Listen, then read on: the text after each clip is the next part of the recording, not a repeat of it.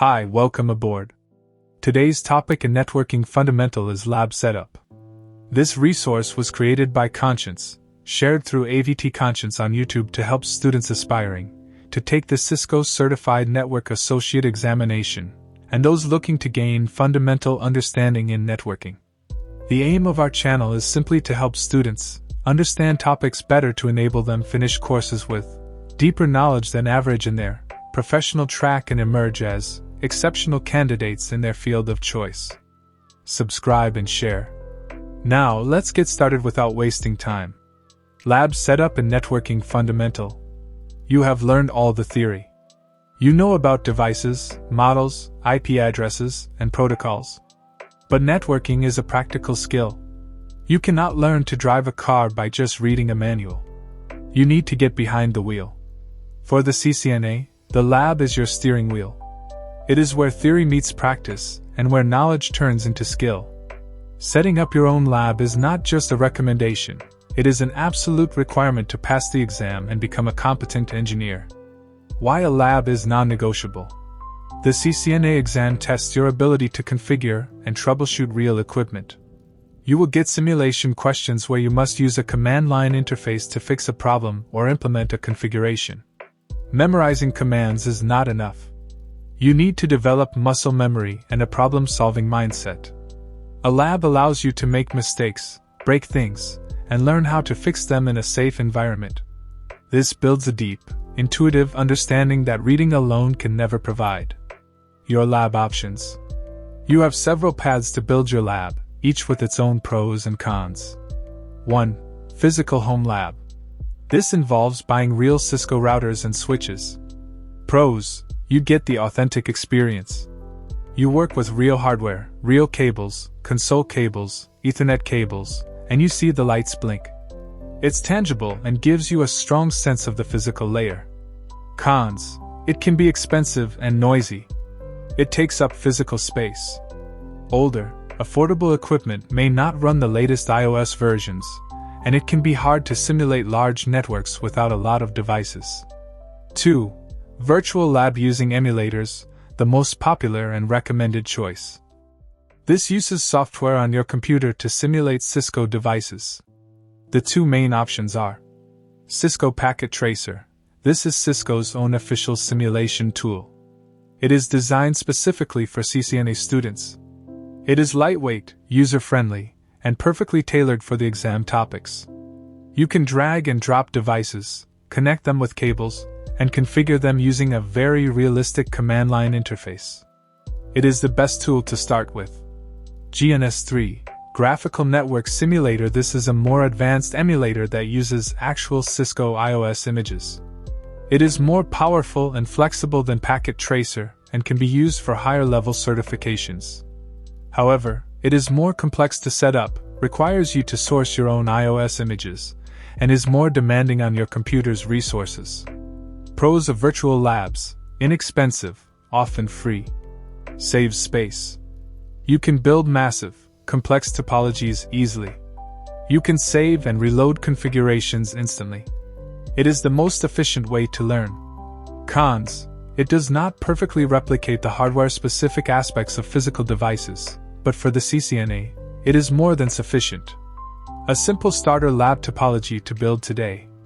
Let's design a basic lab that you can build in Packet Tracer right now. This topology incorporates almost all the fundamental concepts we have discussed. Devices needed: 1 Cisco router, e.g., 1941 model. 1 Cisco switch, e.g., 2960 model. 2 personal computers, PCs. 1 server, generic server. Connections: connect PC1 and PC2 to the switch using straight-through Ethernet cables. Use the fast Ethernet interfaces. Connect the switch to the router using a straight-through Ethernet cable. Connect the switch to the router's Gigabit Ethernet 0/0 interface. Connect the server to the router using a straight-through Ethernet cable. Connect it to the router's Gigabit Ethernet 0/1 interface. The goal: make PC1 and PC2 able to communicate with each other and with the server. Step-by-step configuration walkthrough. 1. Configure the PCs. This simulates a user getting an IP via DHCP, but we will set it manually. On PC 1, go to the Desktop tab, IP Configuration. Set the IP address to 192.168.1.10. Set the subnet mask to 255.255.255.0. Set the default gateway to 192.168.1.1. On PC 2, do the same but use IP address 192.168.1.20. Gateway remains 192.168.1.1. 2. Configure the server. On the server, set the IP address to 172.16.1.100. Set the subnet mask to 255.255.255.0. Set the default gateway to 172.16.1.1. 3. Configure the router. This is the core part. Open the command line interface (CLI) of the router. You need to configure two separate networks, one on each interface. Router enable. This gets you into privileged exec mode. Router #configure terminal. This gets you into global configuration mode. Configure the interface connected to the switch and PCs. Router config #interface gigabit Ethernet 0/0. Router config if #IP address 192.168.1.1255.255.255.0. Router config if #no shutdown. This turns the interface on. Router config if #exit. Configure the interface connected to the server. Router config #interface gigabit Ethernet 0/1. Router config if #IP address 172.168.1.1255.255.255.0. Router config if #no shutdown. Router config if #exit. The router now has two IP addresses and can route between the 192.168.1.0/24 network and the 172.16.1.0/24 network. 4. Test your network. Go to PC 1's command prompt. Ping PC 2, ping 192.168.1.20. This should be successful. The switch handles this locally. Ping the server. Ping 172.16.1.100. This should be successful. The packet goes to the router 192.168.1.1, which routes it to 172.16.1.100. What you just learned in practice. You built a network with two separate IP subnets, broadcast domains. You configured a router as the default gateway for each network. You saw how a switch allows communication within the same subnet, and how a router facilitates communication between different subnets. This is the absolute bedrock of networking. Moving forward with your lab. Once you have this basic setup working, you can experiment endlessly. Add more switches and routers.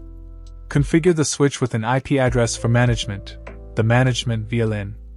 Practice assigning IP addresses using DHCP on the router. Configure SSH on the router to replace the insecure telnet. Break things on purpose. Unplug a cable, set a wrong IP address, and then practice your troubleshooting skills. Final advice. Start with Cisco Packet Tracer. It is the perfect tool for the CCNA journey. Do not just follow tutorials blindly.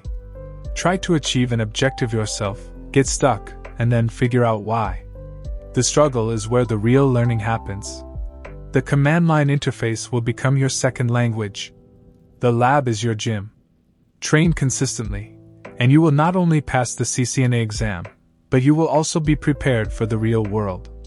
Glossary for Topic 8. Lab, a practical, hands-on environment for practicing network configuration and troubleshooting. Physical lab, a lab built using real, physical networking hardware. Virtual lab, a lab built using software that simulates network devices. Cisco Packet Tracer, a network simulation tool developed by Cisco for CCNA training. GNS3, a powerful network emulator that uses real device operating system images. iOS, Internetwork Operating System, the operating system that runs on most Cisco routers and switches. CLI, Command Line Interface, a text-based interface used to configure and manage network devices. Privileged Exec Mode, a mode in the CLI that allows you to view configurations and run diagnostics.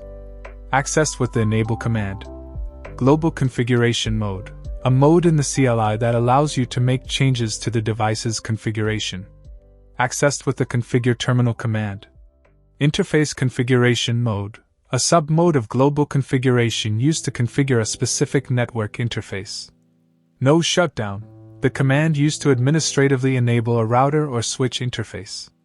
Topology, the arrangement of devices and connections in a network, which you build in your lab. This concludes our deep dive into the network fundamentals topics for the CCNA. You now have a solid foundation in the key concepts. The journey continues with switching and routing technologies, but mastering these fundamentals is the most critical first step. Good luck.